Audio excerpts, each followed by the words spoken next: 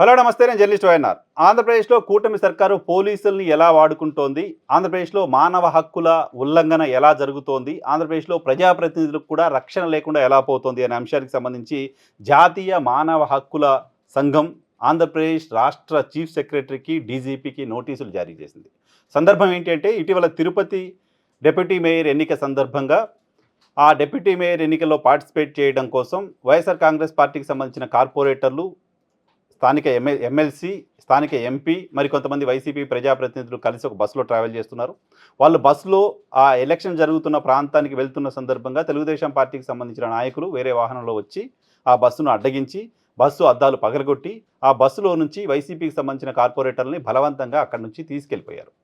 ఈ అంశం పైన స్థానిక ఎంపీ ఎవరెవరైతే తెలుగుదేశం పార్టీకి సంబంధించిన నాయకులు అక్కడికి వచ్చారో వాళ్ళందరికీ సంబంధించిన పేర్లతో పోలీస్ స్టేషన్లో కంప్లైంట్ చేశారు. వీళ్ళు ఇక్కడికి వచ్చారు, వీళ్ళు ఇలా బలవంతంగా మాకు సంబంధించిన కార్పొరేటర్లను తీసుకెళ్ళిపోయారు, మా పైన భౌతిక దాడులు చేశారు, మమ్మల్ని అడ్డగించారు, దౌర్జన్యం చేశారు, ఓ ప్రజాప్రతినిధులైన మా పైనే దాడికి పాల్పడే ప్రయత్నం చేశారు అంటూ ఆయన పోలీస్ స్టేషన్లో కంప్లైంట్ చేశారు.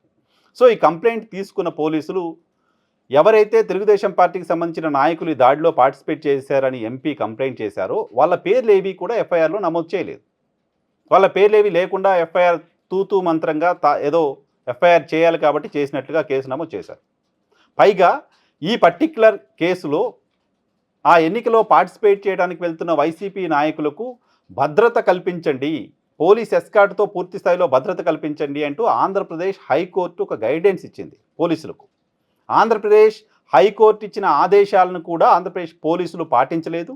ఆ బస్సుకు ఎస్కార్ట్ కల్పించకపోగా ఆ బస్సులో వెళ్తున్న ప్రజాప్రతినిధుల్ని తెలుగుదేశం పార్టీకి సంబంధించిన వాళ్ళు వచ్చి బస్సును ఆపి అద్దాలు పగలగొట్టి వాళ్ళని దౌర్జన్యంగా గుంజుకెళ్తుంటే పోలీసులు అక్కడే ఉండి కనీసం ఆపే ప్రయత్నం చేయలేదు, ప్రేక్షక పాత్ర వహించారు. పోలీసుల సమక్షంలోనే మాపై దాడి జరిగింది, పోలీసుల సమక్షంలోనే మా వాళ్ళని బలవంతంగా గుంజుకెళ్లారు, పోలీసులు ఇదంతా జరుగుతూ కూడా సైలెంట్గా కూర్చున్నారు. ఈ దాడి జరిగింది అనేది మేము చెప్తున్న కల్పిత కథ కాదు.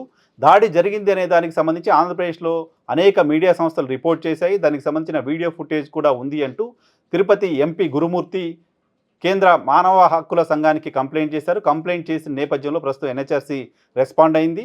ఆంధ్రప్రదేశ్ ప్రభుత్వం అంటే డీజీపీకి, చీఫ్ సెక్రటరీకి నోటీసులు జారీ చేసింది. సో దీనిపైన ప్రభుత్వం ఎలా స్పందిస్తుందో చూడాలి. ఎన్హెచ్ఆర్సీ ఈ ఇష్యూని ఈజీగా వదిలిపెట్టడానికి సంబంధించిన అవకాశం కనపడలేదు. ఎందుకంటే హైకోర్టు గైడ్లైన్స్ని వైలేట్ చేశారు, హైకోర్టు చెప్పిన దానికి విరుద్ధంగా పోలీసులు వ్యవహరించారు అని, ఒక ఎంపీకే రక్షణ లేకుండా చేశారని, ఒక ఎంపీ చెప్తున్న దాని ప్రకారం అక్కడ ఆయన కళ్ళతో చూసి ఆ వీడియో ఫుటేజ్తో సహా పలానా వాళ్ళు ఈ దాడిలో పార్టిసిపేట్ చేశారని చెప్పినప్పటికీ వాళ్ళపైన కనీసం ఎఫ్ఐఆర్ నమోదు చేయడానికి కూడా పోలీసులు ముందుకు రాకపోవడం, ఇవన్నీ కూడా ఎన్హెచ్ఆర్సీ సీరియస్గా తీసుకున్న నేపథ్యంలో ప్రభుత్వం స్పందనని బేస్ చేసుకొని ఫర్దర్గా ఎన్హెచ్ఆర్సీ రియాక్షన్ ఉంటుంది. ఆ రియాక్షన్ తిరుపతి పోలీసులపైన చర్యల దిశగా ఉండొచ్చు అనేది ప్రస్తుతం మనకు అందుతున్న సమాచారం.